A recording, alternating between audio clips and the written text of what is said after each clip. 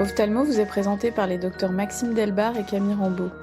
Vous y trouverez des interviews d'experts reconnus sur des questions variées pour tous ceux qui souhaitent en savoir plus sur la spécialité ophtalmologique. Dès la fin du XIXe siècle, Émile Dubois-Reymond et Hermann von Helmholtz posaient les bases de l'étude des phénomènes électriques dans les tissus nerveux. C'est en 1869, avec la découverte du potentiel d'action de la rétine par Holmgren, que l'on commence à entrevoir l'intérêt de ces explorations en ophtalmologie. Au XXe siècle, les premiers électrorétinogrammes sont enregistrés, notamment grâce aux travaux de Elwin Marg qui développe les premières électrodes cornéennes. Puis, dans les années 60 et 70, les avancées technologiques permettent d'affiner les enregistrements et de standardiser les tests, ouvrant la voie aux protocoles modernes établis par l'ISCEV, l'International Society for Clinical Electrophysiology of Vision. Aujourd'hui, ces examens sont devenus des outils incontournables pour diagnostiquer des pathologies comme les dystrophies rétiniennes, les neuropathies optiques ou encore certaines atteintes toxiques et inflammatoires. Nous sommes très heureux d'accueillir le docteur Olivier Zombrowski, qui est installé en libéral au centre ophtalmologique de l'Odéon à Paris. Bonjour Olivier. Bonjour. Bonjour Olivia. Donc nous allons parler d'électrophysiologie. On va commencer par cette première question, qui est une question assez large. Quelles sont les principales techniques d'électrophysiologie oculaire, l'ERG, le PEV, l'EOG, quelles sont leurs indications respectives? Donc tout d'abord, je vous remercie de m'avoir invitée. Cette question est effectivement très large parce que chaque examen, en fait, va permettre, de tester des structures différentes de la rétine sur le plan électrique. C'est le principe de l'électrophysiologie. L'idée, c'est vous mettez des électrodes, sur le visage, sur les yeux, sur la tête et en fonction de là où vous, mettez vos électrodes, vous allez stimuler un type de cellules différentes avec un système de voie visuelle en s'arrêtant plus ou moins loin, en partant de la cornée jusqu'au cortex occipital, donc les voies primaires. En fonction de ce que l'on cherche, on va demander des examens différents et chaque examen, généralement, ils peuvent même se faire en association pour pouvoir faire un système un peu comme d'équation à plusieurs inconnus. Notre idée, c'est on a un signal électrique, il bug à un endroit, où est-ce qu'il bug? Donc je vais tester tous les systèmes en amont pour voir où est-ce que ça marche pas. L'examen, on va dire le plus large, on va partir du plus large au moins large. Donc le plus large, c'est les PEV. Pourquoi? Parce qu'ils testent toute la voie visuelle. Limite de la cornée, parce que si une cornée elle est opaque, vous allez rien voir, vous allez pas bien fixer et donc du coup votre résultat, il sera mauvais au niveau de votre cortex occipital. Donc les PEV sont un test qui va évaluer la fonction électrique sur l'ensemble de la voie visuelle, de la cornée au cortex occipital, mais du coup teste la macula, sa capacité à fixer et à voir et à déterminer des modifications de vision. L'idée, c'est que c'est un stimulus en forme de damier qui va s'alterner noir-blanc, qui va être de plus en plus petit en taille en fonction de la taille du damier qu'on utilise. Et pour le voir, il faut que vos yeux aient une acuité visuelle suffisante pour voir cette modification. Et nous, on évalue la modification directement au niveau du cortex occipital. Mais effectivement, si vous avez une acuité visuelle inférieure à un dixième, ou parce que vous n'avez pas la bonne paire de lunettes ou une énorme cataracte, ça fera le même résultat qu'une maculopathie ou qu'une sclérose en plaques à un stade catastrophique. Ou alors même une énorme tumeur sur le chiasma. Donc c'est pour ça que ça teste le nerf optique et les cellules ganglionnaires. C'est pour ça qu'on l'évalue, c'est pour ça qu'on le demande, mais ça ne teste pas que ça si on ne le remet pas dans le contexte. Donc ça, c'est les PEV. Il y a des flashs, il existe sous forme de flash, des énormes flashs. J'appelle ça la grosse Bertha. Pourquoi? Parce que en gros, ça va pas dans la finesse. L'idée, c'est de voir est-ce que la lumière passe? Est-ce que la lumière passe pas? Vous avez par exemple quelqu'un qui se prend un camion avec un nerf optique qui est coupé, la lumière, elle passe pas. Donc vous allez même au flash, rien à voir sur l'œil où le nerf optique a été coupé. Si par contre, vous avez, aucun drame anatomique particulier, il y a pas une énorme tumeur qui appuie sur les voies visuelles et ou que le nerf optique est en bon état, dans ces cas-là, on peut faire des flashs qui là vont être effectivement, comme je vous ai dit, de tailles différentes et on va pouvoir évaluer même l'acuité visuelle, c'est-à-dire quelqu'un qui voit que les gros damiers voit une acuité visuelle autour de 1/10. Quelqu'un qui voit les damiers 30, il va avoir, 3/10 et celui qui voit les 15, il voit 6/10. Donc ça veut dire aussi que dans les baisses d'acuité visuelle inexpliquées, type anorganique, quelqu'un qui a des damiers 15, voire même 7, ne peut pas avoir une acuité visuelle à 1/10. Donc il est très informatif, mais très large. Si vous ne le remettez pas dans le contexte, c'est un examen qui va vous donner quasiment zéro information.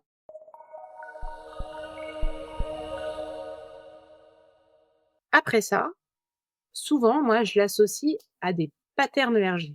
Qu'est-ce que c'est le pattern ERG? C'est un examen qui évalue les cellules ganglionnaires que de la macula, donc les cellules ganglionnaires en avant du nerf optique. Il y a une réponse qui provient que des cellules ganglionnaires maculaires et il y a une réponse qui additionne 2 types de structures, les cellules ganglionnaires maculaires et les photorécepteurs maculaires. Et donc l'association des PEV qui sont altérés et du pattern ERG va nous permettre de dire: est-ce que c'est la macula et ses photorécepteurs qui sont malades ou est-ce que c'est plutôt le nerf optique qui est touché? Et donc c'est la somme des 2 et on est dans notre première petite équation. Je vous ai dit que les PEV testaient la macula, mais il ne nous dit pas, du coup, si vous faites que les PEV, si c'est les structures nerveuses ou si c'est les structures des photorécepteurs. Si vous avez une maculopathie, ben votre, pattern ERG comme votre PEV va pas être bon. Il va pas y avoir de transmission sur l'ensemble des voies visuelles et du coup, ces 2 examens vont être cata. Et là, vous allez pouvoir dire: «OK, il y a effectivement un trouble de la transmission sur les voies visuelles, mes PEV sont cata, mais j'ai également le pattern ERG qui me permet de dire: "Ça semble d'être plutôt un problème de la macula, plutôt qu'un problème enfin des photorécepteurs maculaires, plutôt qu'un problème neuro"». Quand on voit que c'est maculaire, quand on arrive dans le truc où les patterns ERG sont pas bons, là, vous allez pouvoir demander un ERG global. Cet ERG global, il teste l'ensemble des couches de la neurorétine, donc photorécepteurs, bipolaires et les couches intermédiaires. Il y a même des stimulations très particulières qu'on ne demande pas en clinique actuellement, qui peuvent même, avec un ERG global, tester les cellules ganglionnaires. Et il y a plein d'études qui ont utilisé du coup ces ERG un peu particuliers dans les neuropathies optiques, dans les scléroses en plaques, dans les glaucomes, et qui essayent de voir quel est l'examen le plus intéressant pour voir l'évolution et avoir des cartographies un peu comme des champs visuels qui seraient objectifs. Donc l'ERG global, c'est l'examen qu'on connaît le mieux et qui est le plus impressionnant aussi pour n'importe qui n'en fait pas. Cet ERG, il se présente sous forme de vignette, un peu comme un ECG avec ses différentes lignes et ses différents faisceaux et les différentes manières d'enregistrer le cœur. Comment ça se passe? Quand on suit la réglementation, internationale de l'ICF, on va d'abord mettre le patient dans le noir pendant une vingtaine de minutes, puis on va faire des tests avec des stimulations lumineuses de plus en plus importantes. Ces stimulations de plus en plus importantes, elles vont permettre de tester des choses différentes. Donc la première stimulation, elle teste les bipolaires des bâtonnets et indirectement, si les bipolaires des bâtonnets fonctionnent, bah, vous pouvez considérer que les photorécepteurs fonctionnent. Si par contre ça marche pas, tu peux pas forcément juste avec cette réponse-là faire la différence entre les 2. Et après, tu augmentes tes stimulus pour avoir des réponses mixtes qui associent les cônes et les bâtonnets de plus en plus importants. Et tant que tu es dans le noir, tu peux encore évaluer des bâtonnets. Une fois que tu rallumes la lumière, là, tu n'obtiens plus que la réponse des cônes parce que tes bâtonnets sont dits saturés. C'est pas qu'ils ne fonctionnent plus, c'est qu'ils sont au max du max et tu peux plus les dépolariser ou les hyperpolariser, tu peux plus rien faire avec eux. Donc pour finir sur ce qu'on peut avoir comme réponse en ambiance, scotopique. Donc je vous ai dit d'abord, on a les bâtonnets, puis vous obtenez la réponse des cônes, c'est l'onde A, celle qui est négative, plus des cônes, mais c'est des photorécepteurs. Donc c'est la réponse A plus B, c'est les photorécepteurs cônes et bâtonnets. Et après, l'onde qui remonte, l'onde B, c'est les bipolaires. Donc c'est et entre les deux, vous avez la transmission des photorécepteurs jusqu'aux bipolaires. Et évidemment, vous imaginez après que ça se transmet aux ganglionnaires. Plus vous avez une onde A et qui est grande, plus vous avez vos photorécepteurs qui fonctionnent. Plus vous avez une onde B qui est haute, plus tout fonctionne bien.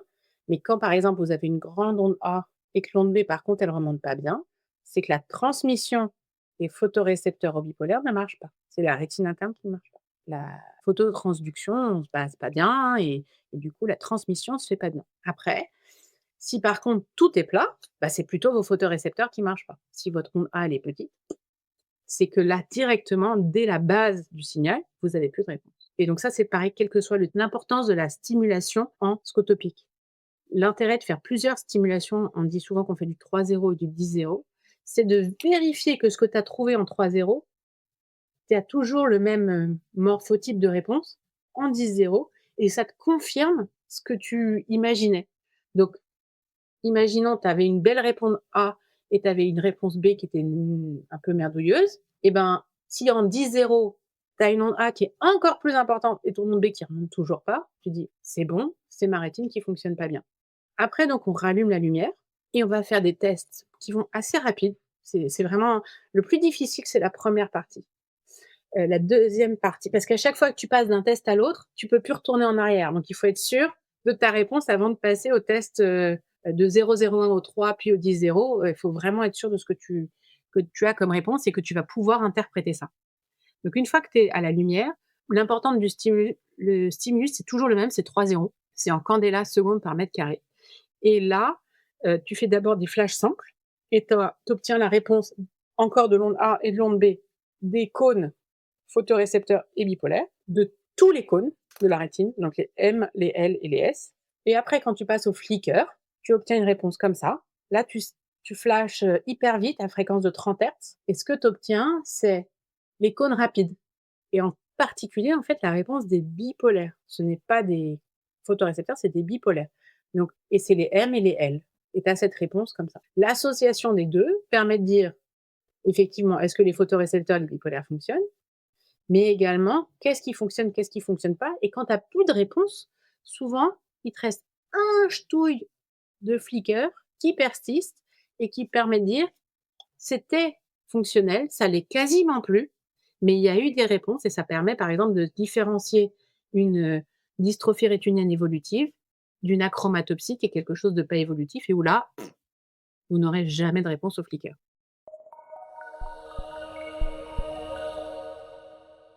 Donc ça, c'est l'ERG global.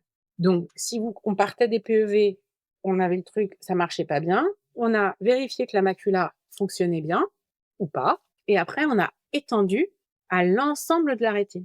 Si après, vous trouvez que l'ERG global, il est normal, et que vous voulez comprendre un peu mieux votre macula, vous allez faire un ERG multifocal. L'ERG multifocal, c'est un très bon examen, mais c'est pas facile. Surtout si l'acuité visuelle, elle est basse, parce que ça nécessite une fixation. Vous allez évaluer, en fait, plein de petites réponses des cônes, comme j'avais en ERG global, mais par petit hexagone de 1 degré. Et vous vous éloignez progressivement du centre de la macula. Mais ça veut dire que sur une dystrophie rétinienne qui préserve la macula, votre ERG multifocal, il pourrait être quasiment normal. Et dans l'autre sens, une maculopathie catastrophique au centre, mais avec un ERG global normal, le ERG multifocal, il va être complètement plat. Donc, c'est la somme des deux qui permet de faire la différence entre tout ça. En gros, pour poser un diagnostic de dystrophie des cônes, il vous faut un ERG global. L'ERG multifocal n'est pas forcément utile. Parce que sur votre imagerie, vous le voyez en fait que votre rétine, elle est atrophique. Aujourd'hui, avec l'imagerie multimodale, faire un ERG multifocal, c'est que quand l'imagerie ne nous donne pas d'infos. Et pour le plaquenil. Sinon, honnêtement, il y a beaucoup moins d'indications qu'avant. Parce que notre imagerie nous backup total. Sinon, à l'époque, bien évidemment, quand ça a été créé, je crois que c'était à la fin des années 80, début 90, en 89, je crois que ça a été fait. On n'avait pas une imagerie aussi pointue. Donc ça nous donnait des informations énormes. Avant, le plaquenil, on faisait un diagnostic hyper tardif, soit au fond d'œil, soit avec l'ERG global, où on attendait que l'onde B sur A diminuait. Donc ça veut dire que la rétine interne était déjà atteinte avec un affaissement de toutes les couches rétiniennes. Donc ça a été un game changer total par rapport à ça. Donc cette ERG multifocal, aujourd'hui, sur n'importe quelle lésion atrophique, me demandez pas un ERG multifocal. Demandez-moi un ERG global, que vous savez que la macula marche pas, ou vous voulez savoir ce qui se passe sur le reste de la rétine. Me demandez pas forcément des PEV, parce que les PEV, ils vont être altérés parce que votre rétine centrale, elle marche pas et que votre acuité visuelle, elle est à 1/10. Donc je sais déjà comment vont être mes PEV. Mauvais. Donc quand on a une maculopathie comme ça, pas jolie, me demander s'il y a une neuropathie optique en plus, c'est très difficile. La seule chose que je peux voir, c'est si c'est un truc toxique et le truc évolue dans le temps. Vraiment, faut réfléchir un peu matheux quoi dans ce truc-là. C'est des équations à plusieurs inconnus et tu te rajoutes autant d'équations que tu as d'inconnus quoi et tu avances progressivement.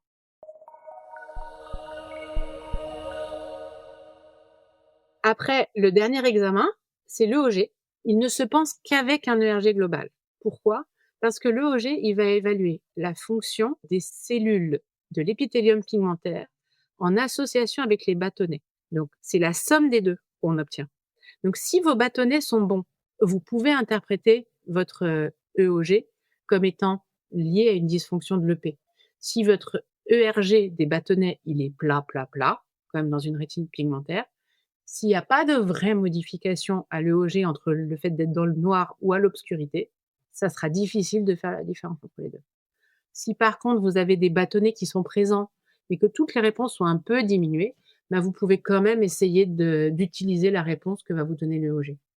Et l'idée, c'est de voir si, quand on passe du noir à l'obscurité, l'amplitude des saccades que l'on va faire, l'amplitude de l'activité électrique qui est enregistrée quand on fait des saccades, augmente. C'est-à-dire, et ça représente en fait l'ouverture des canaux sodium-potassium avec le passage du chlore quand on allume la lumière au niveau de l'EP.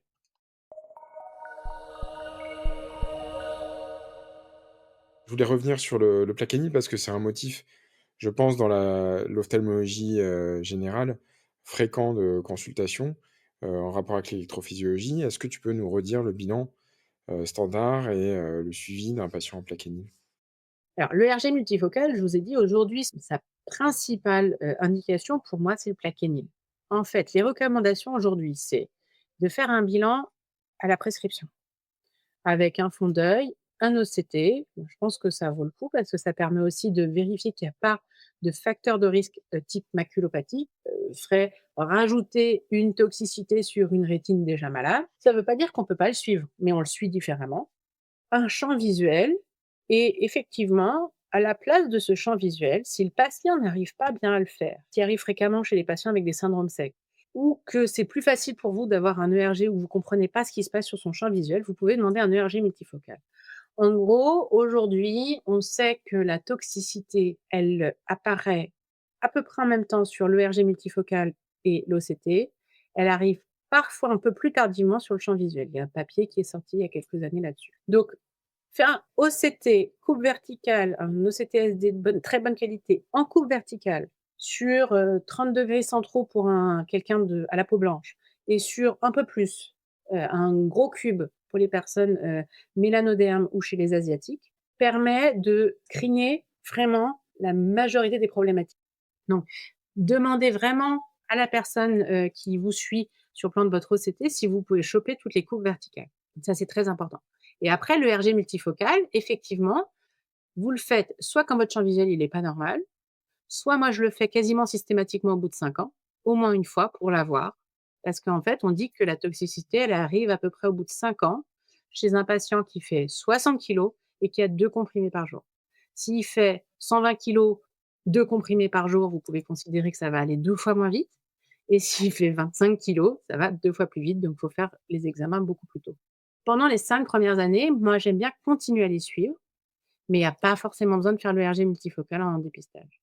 Pourquoi je les suive? Parce que sinon, ils nous oublient et c'est tous les 18 mois dans ces cas-là. Et par contre, au bout de 5 ans, c'est tous les ans. Et du coup, qu'est-ce que tu recherches exactement comme signe à l'OCT? Alors à l'OCT, j'appelle ça la disparition du jambon dans le sandwich. Vous voyez l'ISOS? Vous voyez l'ellipsoïde? Vous voyez le P? Eh ben, c'est la ligne au milieu qu'on regarde.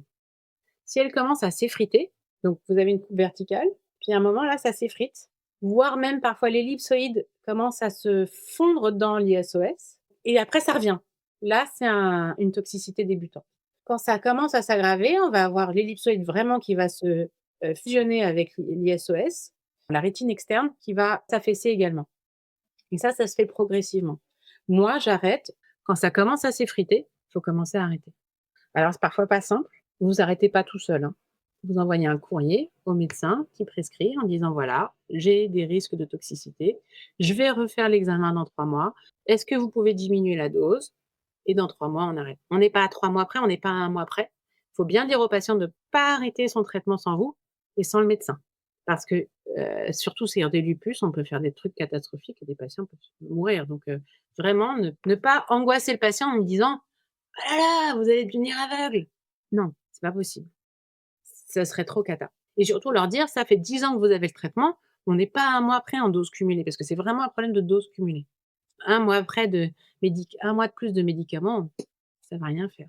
Et en fait, généralement, vous avez donc la teinte qui commence en inférieur, elle est arciforme et donc vous allez avoir au champ visuel DIS2 ou à l'ERG multifocal, des réponses qui vont, s'atténuer en regard de là où vous avez une atteinte, à l'OCT. Donc c'est un peu la somme des 2 qui vous permet d'arrêter sereinement. Par contre, une fois qu'on a arrêté, il faut continuer de surveiller les patients parce que ça peut s'aggraver. Des papiers ont montré que ça s'aggravait au moins pendant 7 ans. Et quand on commence à voir l'anneau autofluorescent, c'est que ça fait très longtemps que c'est pas bien et vous allez avoir des lésions pendant plus longtemps. Quand vous arrêtez au stade émiettement là, il y a pas de conséquences. Donc plus vous arrêtez tôt, moins c'est grave. Et donc l'ERG standard, comme je vous ai dit tout à l'heure, la différence avec l'ERG standard, parce que ça faisait partie de vos questions et pourquoi est-ce qu'on le fait en plus de l'ERG standard?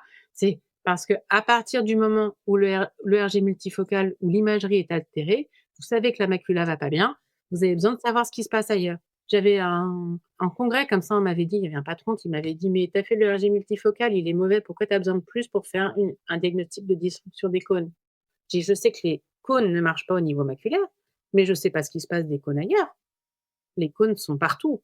Donc si vous voulez savoir que, la dysfonction des cônes, c'est que tous les cônes sont malades et qu'ils meurent partout et effectivement, la macula, s'il y a que la macula qui est malade, l'URG global va rester normal. Il y a pas suffisamment de cellules malades au niveau maculaire pur pour entraîner une baisse des réponses au niveau de l'URG global. C'est une histoire de pourcentage de nombre de cellules mortes. Nous retrouverons très prochainement le docteur Olivia Zambrowski pour poursuivre cet épisode sur l'électrophysiologie. Nous verrons notamment quand demander un bilan électrophysiologique, comment réagir face à une baisse d'acuité visuelle inexpliquée. Ophthalmo est disponible sur toutes les plateformes d'écoute. Si l'épisode vous a plu, laissez-nous un avis et partagez-le.